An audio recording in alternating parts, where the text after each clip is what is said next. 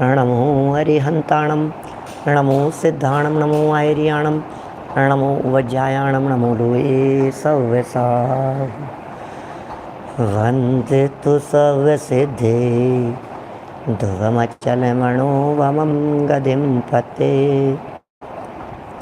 वोचामि समय पाहुडे मिणमो सुध केवली वणिदं नमः समय साराय स्वानुभूत्या चकासते चित्स्वभावाय भावाय सर्वभावांतरच्छिदे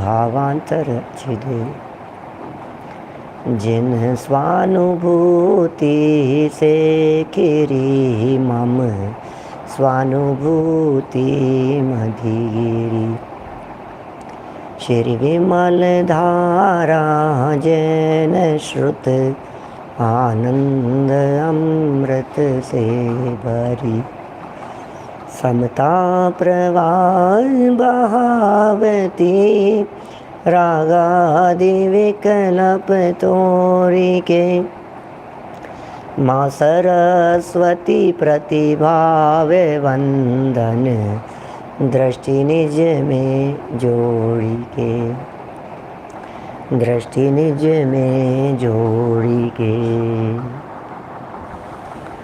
ग्रंथराज समय सार जी यहाँ विराजमान हैं। श्रीमद् भगवत कुंद कुंदाचार्य देव प्रणीत ये महाशास्त्र कहते हैं जब धरती सूखती है तो मेघ गरजते और बरसते हैं। जब जब धरती सूखती है तब तब ऊपर से पानी बरसता है।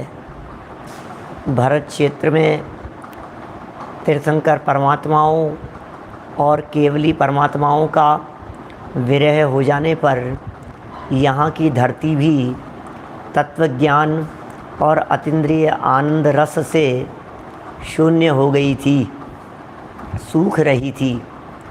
भरत क्षेत्र के पात्र किंतु अभागे जीवों को वो रहस्य जनवाणी का प्राप्त नहीं हो पा रहा था। तो अमृत वर्षा होना स्वाभाविक ही था। समय सार ग्रंथ के माध्यम से उस अमृतमय बरसात को करने का विकल्प कुंद कुंदाचार्य देव को आया और अमृत चंद्राचार्य देव ने सहज ही टीका लिख करके अमृत बरसा दिया। ओहो, कौन किसका करता है, किसका कर्म क्या है, कर्ता कौन और कर्म कौन, कर्ता और कर्मपना किस में लागू होता है। हम सब निरंतर पर कर्तृत्व के अहंकार और अभिमान से ग्रसित होकर अज्ञान रूप होते हुए अनंत संसार में परिभ्रमण कर रहे हैं। अज्ञान रूप होते हुए, अज्ञानी बनते हुए, और हम सब अज्ञानियों को ज्ञानी बना देने के लिए अब ये चर्चा यहाँ इस ग्रंथाधिराज समय सार में मूल गाथाओं और टीकाओं में की जा रही है।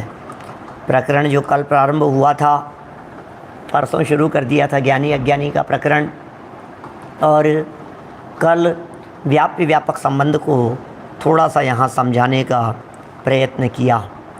ये व्याप्य व्यापक संबंध जैसा यहाँ बतलाया गया है, बस वही कर्ता कर्म पने का हेतु है। कौन करता है, कौन कर्म है, कौन से कर्ता का कौन सा कर्म है, इसका यदि कोई हेतु है तो वो हेतु है व्याप्य व्यापकपना। व्याप्य व्यापक संबंध कहाँ लागू होता है? कर्ता कर्मपना जहाँ होगा, कर्ता कर्मपना जहाँ होगा वहीं व्याप्य व्यापक संबंध नियम से होगा। तो कुछ रहस्यमयी बातें हैं, शब्दावली ज़रूर कुछ हार्ड है। राजेश भाई साहब शिकागो वाले, ये शब्दावली ज़रूर हार्ड है, विशेषकर उन लोगों के लिए तो बहुत हार्ड होगी जो अभी विदेशों में मुझे यहाँ से सुन रहे हैं, जिनको हिंदी भी दुर्लभ होती है और थोड़ी बहुत गुजराती की फ्लुएंसी दिखती है और बाकी तो इंग्लिश में ही जीते हैं, तो जिन्हें गुजराती हिंदी भाषा ही थोड़ी जटिल दिखती हो, अब उन लोगों के लिए ये बात बताना कि व्याप्य व्यापक और फिर यहाँ ये होगा और वहाँ ये होगा और ये बड़ा टेक्निकल भाषा और घुमाव फिराव वाली भाषा, थोड़ी सी भाषा जटिल लगेगी, लेकिन मैं दावे के साथ में कह सकता हूँ उपयोग को एकाग्र करके यदि आप लोग सुनेंगे आपको आनंद भी आएगा, मज़ा भी आएगा। और आज यदि आपको नहीं समझ में भी आवे तो भी विकल्प करने की ज़रूरत नहीं है, क्योंकि ये प्रकरण कुछ दिनों तक चलेगा। पहली बार में किसी को समझ में नहीं आता, फर्स्ट स्टेप सबके लिए कठिन होता है, फर्स्ट स्टेप सबके लिए कठिन होता है। किसी भी फील्ड में पहली बार जब साइकिल पर बैठे होंगे, मोती चंद जी गदिया साहब लाइफ में पहली बार जब साइकिल पर बैठे होंगे, लगा होगा ये तो चल नहीं सकती है, संभव नहीं है। अरे साइकिल तो छोड़ो, पहली बार जब चलने के लिए कदम उठाया होगा तो भी लगा होगा मैं तो नहीं चल सकता, गिर जाऊंगा मैं, कैसे टिकूंगा, कैसे चलूंगा मैं। बोले जहाँ जहाँ पहला कदम होता है, पहली बार टाइप करो, पहली बार पेन हाथ में उठाओ, पहली बार चलाने का प्रयत्न करो, पहली बार किसी भाषा को, किसी लैंग्वेज को जानने का, समझने का, बोलने का प्रयत्न करो। बहुत कठिन है। मैं भी इसको ज़्यादा लंबाईमान नहीं कर रहा हूँ इस विषय को, नहीं तो पूरा 1 घंटा चाहिए मुझे ये समझाने के लिए कि फर्स्ट स्टेप डिफ़िकल्ट होता है और उसके बाद में सब सरल हो जाता है। पहला स्टेप डिफ़िकल्ट है, तो इसलिए आप चिंता नहीं करें, फर्स्ट स्टेप की जो है सो है, चलने दो। Practice makes a man perfect, इस फॉर्मूले को ध्यान रखिए। प्रैक्टिस करते रहें, प्रैक्टिस करते रहें, सुनते सुनते सुनते। अरे पहली बार आने वाले को तो पुद्गल शब्द भी अटपटा सा लगता है। क्या होता है पुद्गल? ये पुद्गल है, ये परद्रव्य है, ये पृथक है, अन्योन्या भाव है, अत्यंता भाव है। कैसे कैसे भारी भारी शब्द होते हैं जिन्हें सुनकर के सामने वाला घबरा जाए एकदम तो। लेकिन आज आप लोग सब इन सब बातों से बहुत ज़्यादा अभ्यस्त हो गए हैं, इसलिए जिस तरह से आपको ये सब बातें अभ्यस्त रूप दिखाई देती है, प्राग भाव, प्रध्वंसा भाव, प्रत्यगात्मा, ऐसे ऐसे शब्द हैं ना, त्यागोपादान शून्यत्व, अगुरु लघुत्व, इन शब्दों को सुनकर के आज आप लोगों को जिस तरह से भाव वासन हो रहा है, निश्चित ही ये व्याप्य व्यापक का भी भाव वासन चंद दिनों में हो जाएगा। ये प्रकरण यहाँ चल रहा है, शब्दों के अर्थ सब बराबर आ जाएंगे ख्याल में। देखिए कल वाले प्रकरण से ही रिपीट पढ़ना चाहता हूँ, टीका से नहीं, टीका के नीचे 148 के लास्ट पंक्तियों से, पेज नंबर 148, गाथा नंबर 75। पहले गाथा बोल लीजिए, गाथा पद्यानुवाद बोल के पढ़ेंगे। कुंदकुंदाचार्य देव का आह्वान कर रहे हैं अपन यहाँ। गाथा पाठ का मतलब क्या होता है? गाथा पाठ का मतलब ये है मंगलाचरण। गाथा पाठ का मतलब ये है स्थापना। गाथा पाठ का मतलब ये है, हे कुंद कुंद स्वामी अत्र अवतर अवतर संभोषट, अत्र तिष्ठ तिष्ठ ठेठ, अत्र मम सन्निहितो भववशट। आचार्य कुंद कुंद देवाय अत्र मम सन्निहितो भववशट। ये गाथा पाठ है। हमने कुंद कुंदाचार्य देव को निमंत्रण भेजा, उन्हें बुलाया, बिठाया, नज़दीक बिठाया, अपने हृदय में बिठाया, तब जाकर के उस गाथा का मर्म समझ पाएंगे। अदरवाइज़ आप उस गाथा का मर्म नहीं समझ पाएंगे। यदि आपको उस गाथा का मर्म समझना है, उस गाथा के रहस्य को समझना है, हे कुंद कुंदाचार्य देव अत्र अवतर अवतर, अत्र तिष्ठ तिष्ठ, अत्र मम सन्निहितो, ये है गाथा पाठ। चलिए, कम्मस्य परिणामं नो कम्मस्य तहेव परिणामं, न करे ये मादा जो जान दिसो हवदीणाणी। कर्म के परिणाम को, नौ कर्म के परिणाम को। जो ना करे बस मात्र जाने, प्राप्त हो सद ज्ञान को। क्या? जो ना करे बस मात्र जाने, प्राप्त हो सद ज्ञान को। ओहो, जो करता नहीं है मात्र जानता ही है, वो सद्ज्ञान को प्राप्त होता है। प्रश्न खड़ा हुआ इसी गाथा में अमृत चंद्राचार्य देव के द्वारा, जो करता नहीं है वो जानता है। तो यदि ये करता नहीं है तो फिर करता कौन है? फिर कर्ता किसे कहेंगे?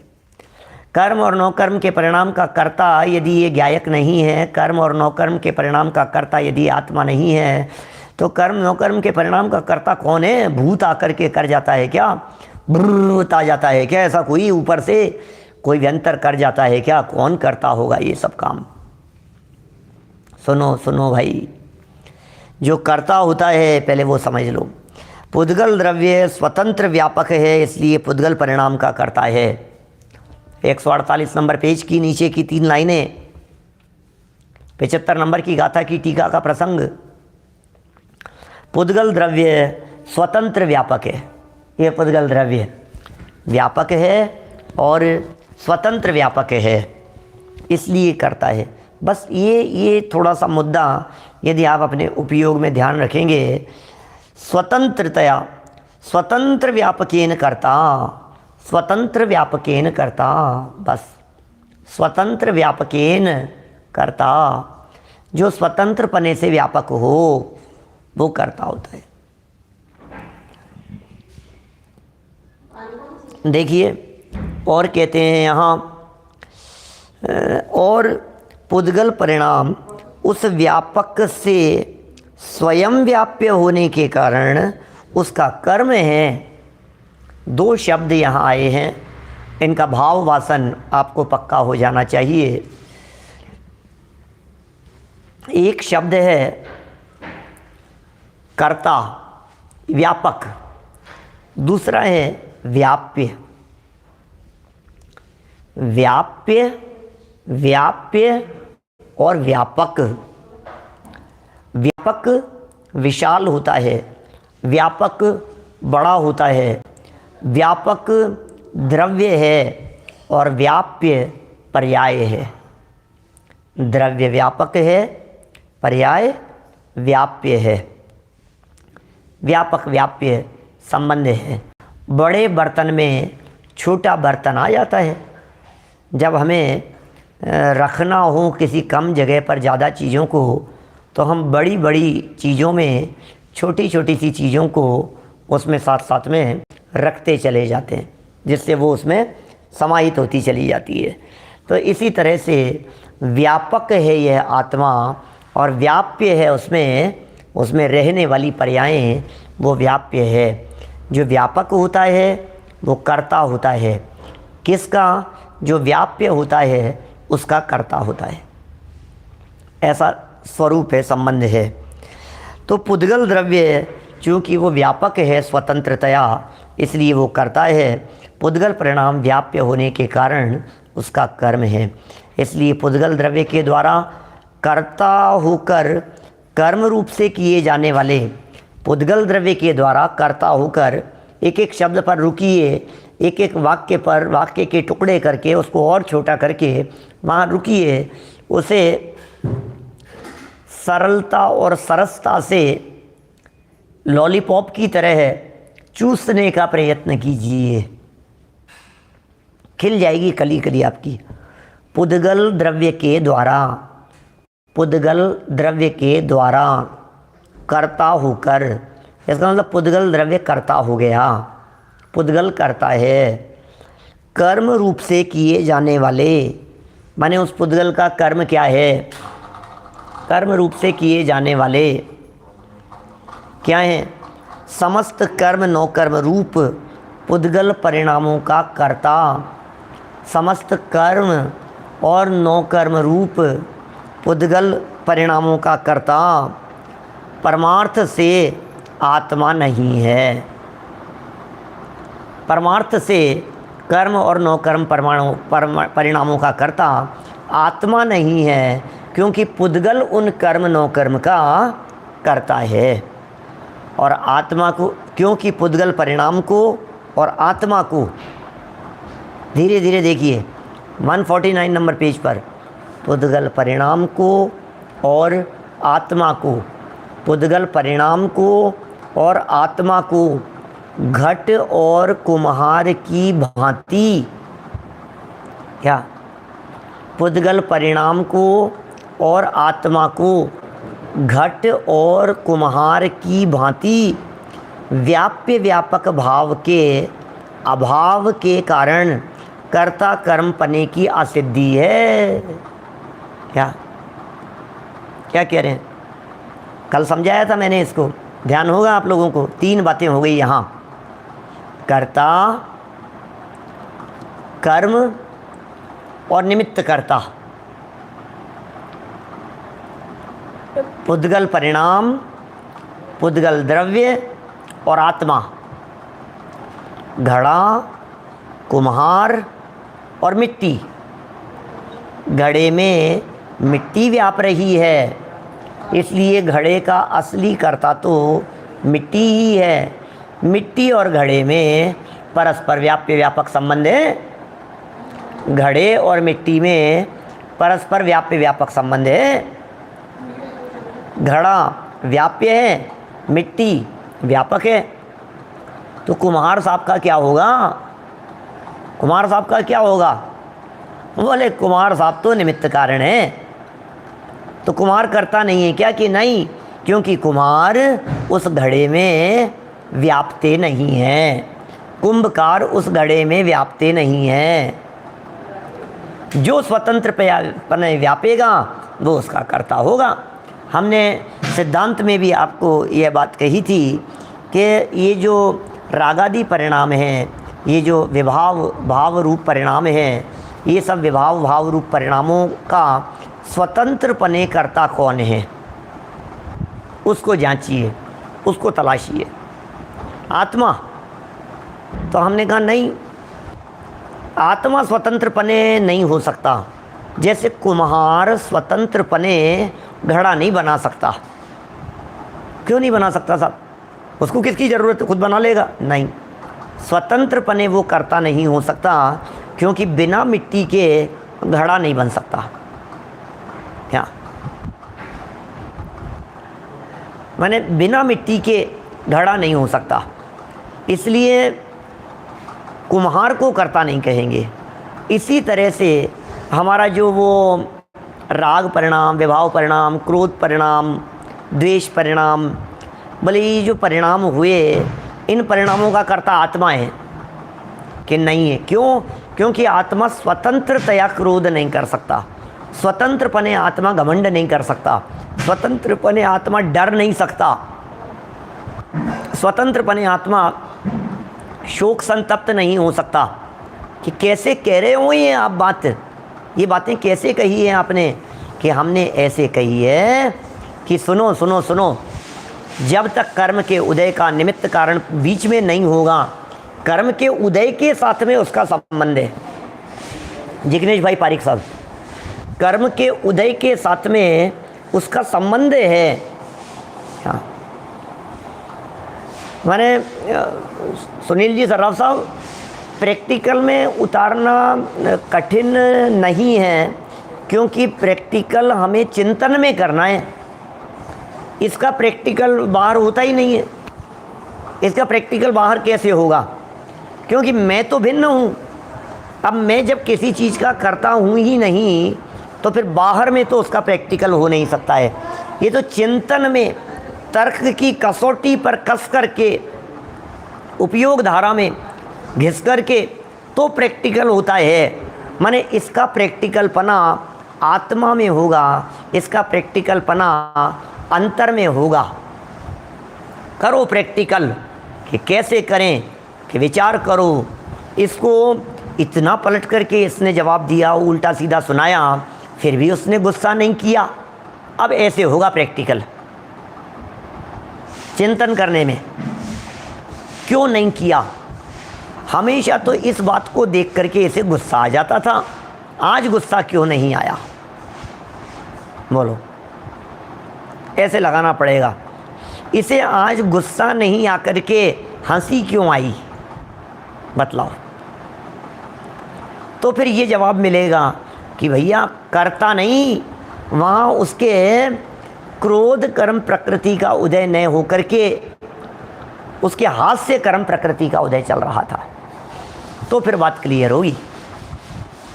क्रोध का उदय नहीं था, क्रोध कर्म प्रकृति का उदय, हाथ से कर्म प्रकृति का उदय था।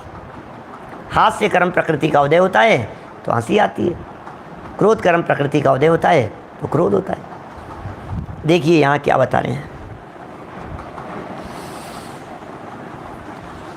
घट और कुम्हार की भांति व्याप्य व्यापक भाव के अभाव के कारण कर्ता कर्मपने की असिद्धि है। माने कर्ता कर्मपने की सिद्धि नहीं होती है, उसे असिद्धि कह करके यहाँ पुकारा गया है। देखिए, परंतु परमार्थ से, आप सुनना साहब क्या विशेष बात कह रहे हैं। परंतु परमार्थ से, हो थोड़ी गहराई में जा रहे हैं। परंतु परमार्थ से पुद्गल परिणाम के ज्ञान को, पॉइंट टू बी नोटेड, पुद्गल परिणाम को नहीं, पुद्गल के परिणमन को नहीं, उसके ज्ञान को और पुद्गल को, पुद्गल परिणाम का ज्ञान वो आत्मा का है, और पुद्गल को, परिणाम का ज्ञान और पुद्गल, इन दोनों को घट और कुम्हार की भांति व्याप्य व्यापक भाव का अभाव होने से कर्ता कर्मपने की असिद्धि है। किससे किसका कर्ता कर्मपने का अभाव है, किसका किसमें व्याप्य व्यापक भाव का अभाव है। कुम्हार और घड़े में व्याप्य व्यापकपन का अभाव है। कुम्हार के साथ में घड़े का व्याप्य व्यापकपना नहीं बनता। जिस तरह से कुम्हार और घड़े का व्याप्य व्यापकपना नहीं बनता, उसी तरह से पुद्गल परिणाम के ज्ञान का और पुद्गल का क्या व्याप्य व्यापकपना नहीं बनता। क्या कह रहे हैं, पुद्गल परिणाम, देखो पुद्गल परिणाम का और पुद्गल का तो व्याप्य व्यापक है। पुद्गल के परिणमन का और पुद्गल का बिल्कुल अटेंटिव होकर के यदि आप बैठेंगे, अलर्ट होकर के बैठेंगे, एक एक सेंटेंस पर बहुत उपयोग को एकाग्र करके, चित्त को गड़ा करके, बिना दृष्टि को इधर उधर घुमाए यदि आप समझेंगे तो आपको मज़ा आ जाएगा। पुद्गल परिणाम माने पुद्गल का परिणमन, अनिल भाई दोषी जी, उपयोग की एकाग्रता चाहिए, बहुत एकाग्रता चाहिए, देखना मज़ा आएगा। पुद्गल परिणाम माने पुद्गल का परिणमन और पुद्गल द्रव्य, पुद्गल द्रव्य और पुद्गल का परिणमन, बोले आपस में इनके निमित्त नैमित्तिक संबंध है। निमित्त नैमित्तिक नहीं, कर्ता कर्म संबंध है, क्योंकि इनमें व्याप्य व्यापकपना है। लेकिन अब एक तरफ तो पुद्गल परिणम रहा है और दूसरी तरफ ये आत्मा उसका ज्ञान कर रहा है। क्या जितेंद्र जी साहब, ये आत्मा ज्ञान कर रहा है, तो आत्मा का ज्ञान और पुद्गल का परिणमन, बोले इनमें व्याप्य व्यापक संबंध का अभाव होने से कर्ता कर्मपने का अभाव है। क्योंकि इनमें व्याप्य व्यापकपना नहीं है, इसलिए इनमें कर्ता कर्मपना भी नहीं होगा। देखिए, और जिस प्रकार चौथी लाइन है 149 पेज की, और जिस प्रकार घड़े और मिट्टी में, घड़े और मिट्टी में क्या है, घड़े और मिट्टी में व्याप्य व्यापक भाव का सद्भाव है या नहीं है। घड़ा व्याप्य है, मिट्टी व्यापक है। घड़े और मिट्टी में व्याप्य व्यापक भाव का सद्भाव है, होने से कर्ता कर्मपना है वहाँ। क्या कर्ता कर्मपना है। उसी प्रकार आत्म परिणाम और आत्मा, इनके व्याप्य व्यापक भाव का सद्भाव है। ज्ञान और आत्मा इनमें व्याप्य व्यापकपना है। ज्ञान दर्शन रूप परिणमन और आत्मा, इनमें व्याप्य व्यापकपना है। इनका सद्भाव होने से कर्ता कर्मपना है। इसका मतलब आत्मा अपने ज्ञान का करता है, आत्मा अपने परिणाम का करता है, आत्मा अपने परिणमन का करता है। अपने परिणाम के साथ में, ज्ञानादि के साथ में, दर्शन चारित्र आदि के साथ में आत्मा का सहज ही व्याप्य व्यापकपना होने से कर्ता कर्मपना बन जाता है। माने भले ही कहा जाए, कहने में भले ही ये आवे, यहाँ जो ज्ञान की बात कही है ना, ये पुद्गल परिणाम के ज्ञान को, ये जो शब्द दिए यहाँ इस पैराग्राफ में बहुत ध्यान देने योग्य। रमेश बुरीचा जी साहब, पुद्गल परिणाम के ज्ञान को, तो पुद्गल परिणाम का ज्ञान पुद्गल का नहीं है, वो पुद्गल परिणाम का ज्ञान पुद्गल का नहीं है, वो पुद्गल परिणाम का ज्ञान मेरा है, आत्मा का है। कि बोल तो रहे हैं पुद्गल का ज्ञान, कि बोला तो ऐसा ही जाएगा। भाषा तो इसी प्रकार की होती है, पुद्गल का ज्ञान, पुद्गल का ज्ञान, कर्म का ज्ञान। आपको गुणस्थान का ज्ञान है या नहीं है? तो ज्ञान गुणस्थान का होता है क्या? मोक्ष मार्ग का ज्ञान है थोड़ा, समय सार का ज्ञान है थोड़ा, इंग्लिश का ज्ञान है, इंजीनियरिंग का ज्ञान है, विषयों का ज्ञान है, बिजनेस का ज्ञान है, बिजनेस कर रहे हो, बिजनेस का ज्ञान है थोड़ा बहुत आपको। तो ज्ञान बिजनेस का होता है क्या? ज्ञान तो बिजनेस का होता नहीं है, ज्ञान तो ज्ञायक का होता है। तो बिजनेस का ज्ञान कहा जाता है ना, हाँ भाषा है इसी तरह की, बोला जाता है। देखो मैं आपसे जैसे उदाहरण देता हूँ, माने किसी भी काम को करने के लिए आपने एक सीडी प्लेयर, टीवी, फ्रिज ठीक होने के लिए कहीं किसी दुकानदार को दिया और उसने कहा 3 दिन में सही हो जाएगा। आप 2 दिन बाद में उधर से निकल रहे थे, आपने उससे पूछा हमारा काम हो गया क्या? क्या कहा? अजय सोगानी जी क्या कहा? हमारा काम हो गया क्या?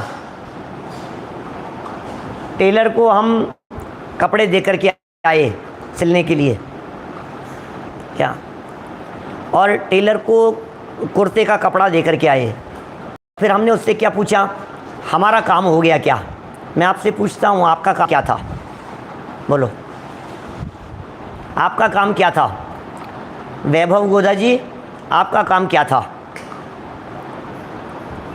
कुर्ता बनाना, कुर्ता सिलवाना, ये आपका काम था ना? कुर्ता सिलना ये आपका काम था ना, कि कुर्ता सिल जाए ये हमारा काम है। तो ये आपका काम है कुर्ता सिलना, आपका काम है कि दर्जी का काम है? कुर्ता सिलना किसका काम है बतलाओ? दर्जी का काम है ना? बोलो। आप नहीं बोलते आपका काम हो जाएगा, आपका काम हो जाएगा, तो आपका काम आप करेंगे। अरे काम तो वास्तव में दर्जी का है, लेकिन बोला जाता है हमारा काम। ये कहने की भाषा है सिर्फ। इसी भाषा का प्रयोग जगह जगह पर ज्ञान किसका, ज्ञान किसका है। टेलर का काम होते हुए भी अपना काम कहना, घड़ा बनाना किसका काम है? भैया हमारा काम हो गया क्या, हमारा ये हो गया क्या? सब ऐसे ही बोलते हैं, ऐसी भाषा का प्रयोग किया जाता है। हमारी ट्यूबलाइट सही हो गई क्या, हमारा रेडियो सही हो गया क्या, हमारा एफएम सही हो गया क्या, हमारी गाड़ी हो गई क्या, हमारा काम हो गया क्या? क्या आपका काम तो नहीं हो सकता? हम तो हमारा ही काम करेंगे, आपका क्यों करेंगे? कुर्ता सिलने वाला किसका काम करता है? टेलर किसका काम करता है? खुद का ही काम करता है। तो इस तरह से देखिए, इसी बात को दूसरे एंगल से समझा रहे हैं यहाँ पर। आत्मद्रव्य, नीचे देखना, आत्मद्रव्य स्वतंत्र व्यापक होने से आत्म परिणाम का, आत्मद्रव्य स्वतंत्र, थोड़ा सा क्या है, न्याय है ये अमृत चंद्राचार्य की थोड़ी सी क्लिष्ट भाषा है, थोड़ी सी जटिल भाषा है ये अमृत चंद्राचार्य देव की। उलझना मत सर्राफ साहब, महेंद्र जी भाई साहब सिवनी वाले, देखना थोड़ा सा क्या सरलता से समझाने की चेष्टा करते हैं, बहुत धीरे धीरे एक एक लाइन को पढ़ेंगे, सब बात समझ में आ जाएगी। प्रदीप जी साहब समझ में आ रही है ना? बहुत बढ़िया। विवेक सिंह जी देखो,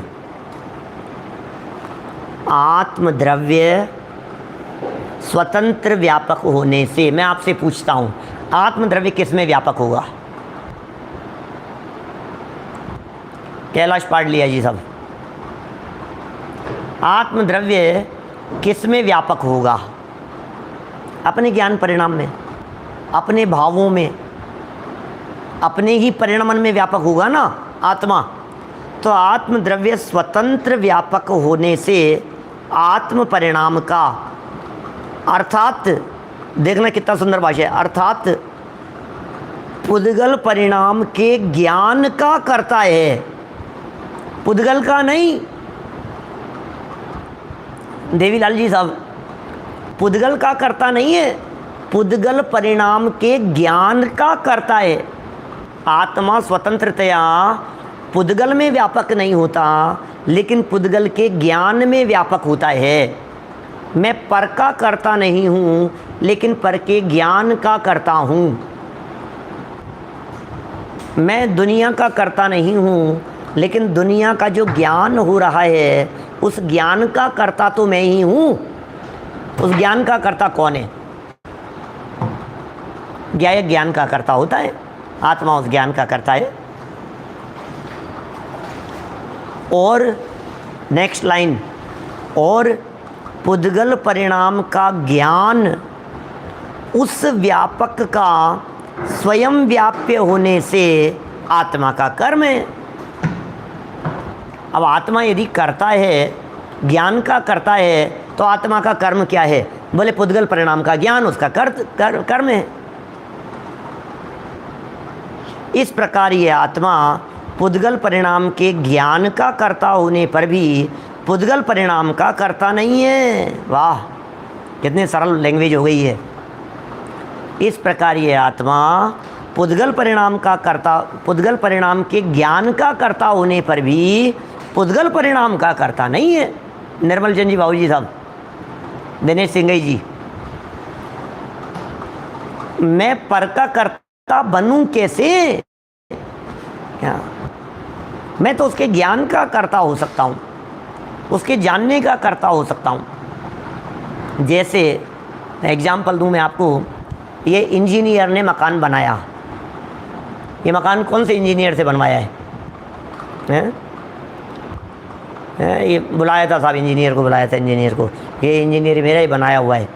तो तुमने इस मकान के बनाने में कितनी ईंट लगाई थी ये बतलाओ। तुमने इस मकान के बनाने में कितनी सीमेंट बजरी मिलाई थी और कितनी दीवारों पर प्लास्टर किया था। तुम कह रहे हो ना, इंजीनियर साहब आप बोल रहे हो ना कि ये मकान मेरा ही बनाया हुआ है, ये बिल्डिंग मेरी बनाई हुई है। तो तुम किसके करता हो इसमें? तो सूक्ष्मता में जाकर के देखेंगे तो हम, वो इंजीनियर साहब की बात करता हूँ, बनती हुई बिल्डिंग के ज्ञान के करता हैं, हमारी देख रेख में बनी है। यही तो है इंजीनियर्स का काम। क्या होता है? सिर्फ आइडिया है, सिर्फ देख रेख है, सिर्फ देखा है, बस इतना ही तो है। और क्या किया है? तो तुम करता किसके हो? मकान बनाने के करता हो कि उसके देखने के करता हो? मकान बनाने के करता हो या उसके जानने के करता हो? किसके करता है बोलो? बोला तो यही जाता है, हमने मकान बनाया। अरे ये जो है ना हॉस्पिटल, ये हमारे बनवाया हुआ है, चावड़ा जी साहब, हमारे पीसी चावड़ा जी हैं, सुन रहे हैं। यहाँ जयपुर के बहुत सारे बड़े बड़े बिल्डिंगें बनवाई उन्होंने, हॉस्पिटल बनवाए, बड़े बड़े सरकारी अस्पताल उनके बनवाए हुए हैं। क्यों साहब, है कि नहीं ऐसा? तो आपने जब बनाया था चावड़ा जी साहब, तो क्या बनाया था बोलो?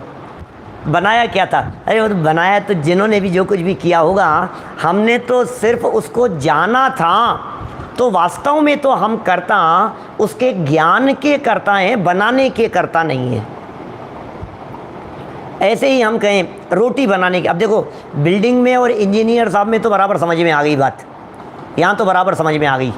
कि हम किसके करता हैं। अब रोटी बनाने में लगाओ तो यहाँ समझ में नहीं आती है। मैंने बनाई है रोटी, तो ये तो मैंने खुद नहीं आटा लगाया है, मैंने खुद नहीं बेली थी, मैंने खुद नहीं तवे पर डाली थी और तवे पर डाल करके उसको पलटी थी, फिर उतार करके घी लगाया था, मैंने ही किया ये तो सब।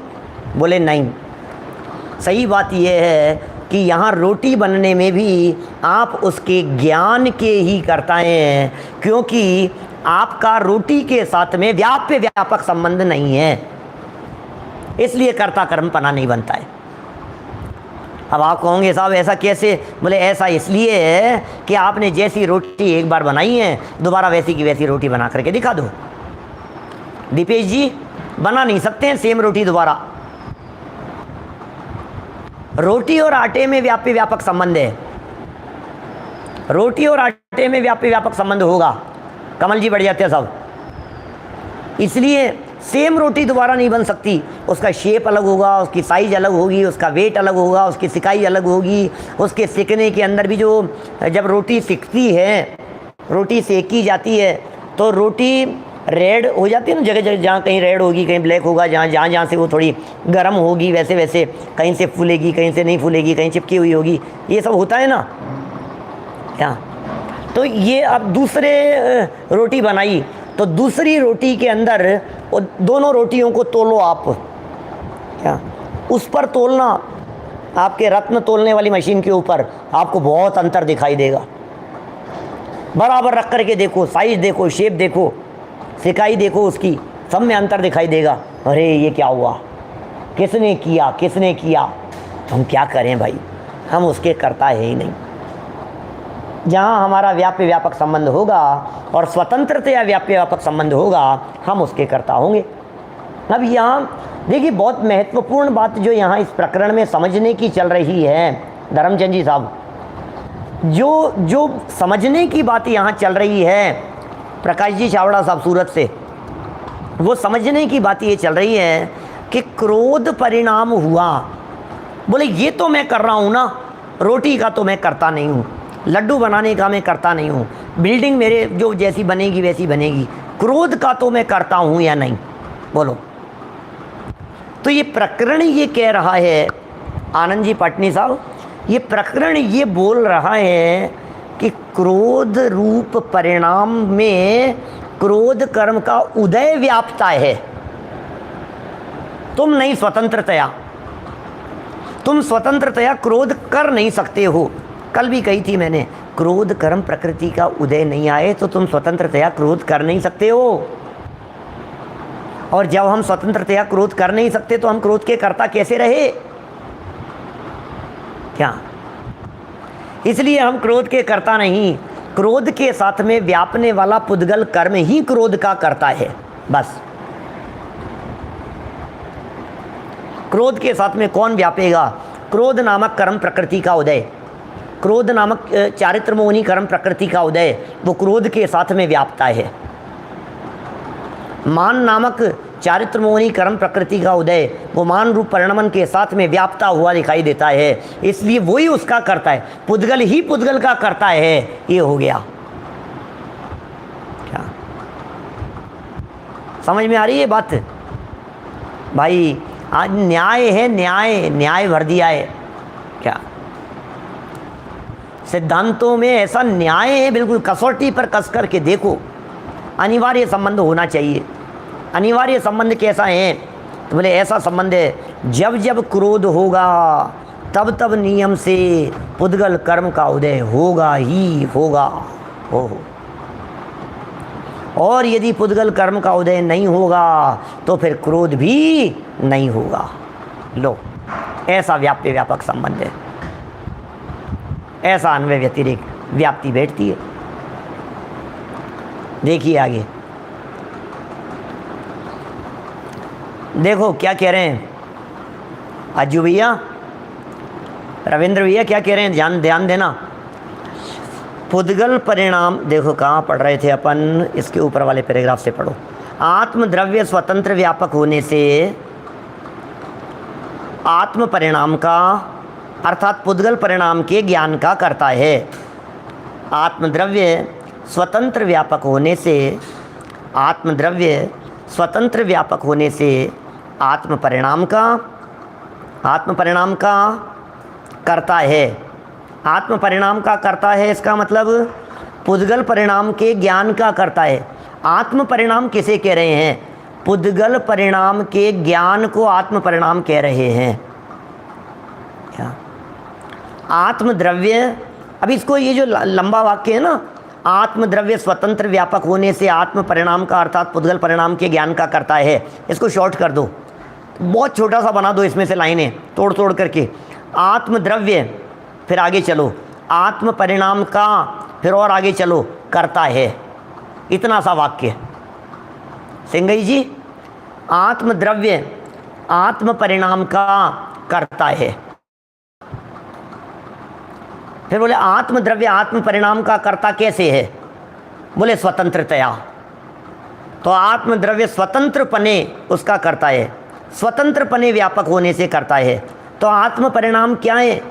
पुद्गल द्रव्य। बोले नहीं नहीं, पुद्गल का ज्ञान इस आत्मा का परिणाम है। पुद्गल का ज्ञान करना ये मेरा परिणाम है, बस।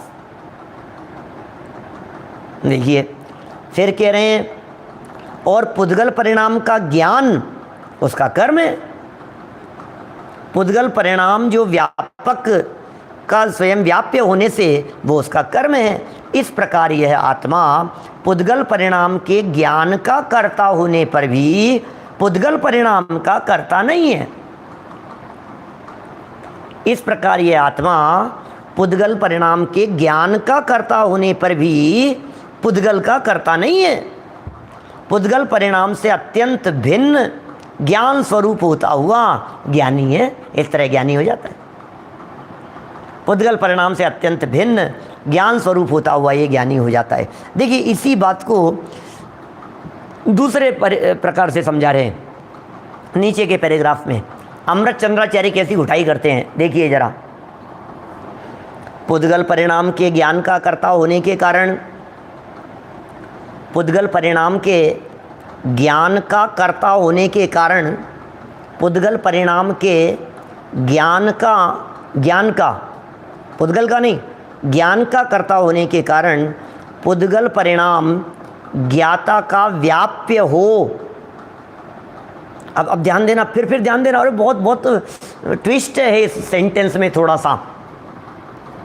पुद्गल परिणाम के ज्ञान का कर्ता होने के कारण पुद्गल परिणाम ज्ञाता का व्याप्य हो, ऐसा नहीं है। पुद्गल परिणाम, पुद्गल द्रव्य वो ज्ञाता का व्याप्य नहीं है। ज्ञान तो व्याप्य था। मैं बहुत, क्योंकि सैद्धांतिक व्याख्या है ना, मैं ज़्यादा इधर उधर उदाहरणों में, कहानी प्रसंगों में उलझाना नहीं चाहता। सीधा टू दी पॉइंट बात कर रहे हैं अपन। समय भी 2 मिनट बचे हैं, 3 मिनट।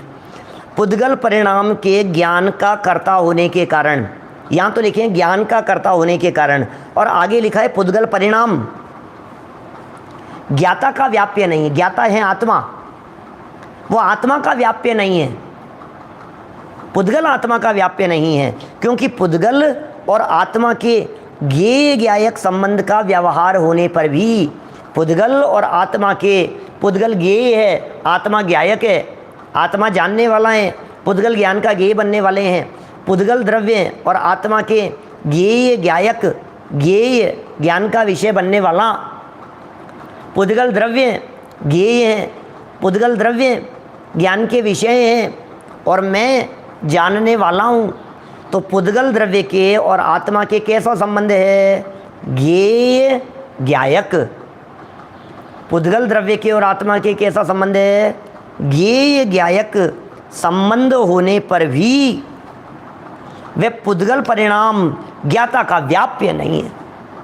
संबंध तो है, ज्ञेय ज्ञायक संबंध, लेकिन पुद्गल परिणाम मेरा व्याप्य नहीं हो सकता, क्योंकि मैं पुद्गल परिणाम के अंदर व्याप्ता नहीं हूँ।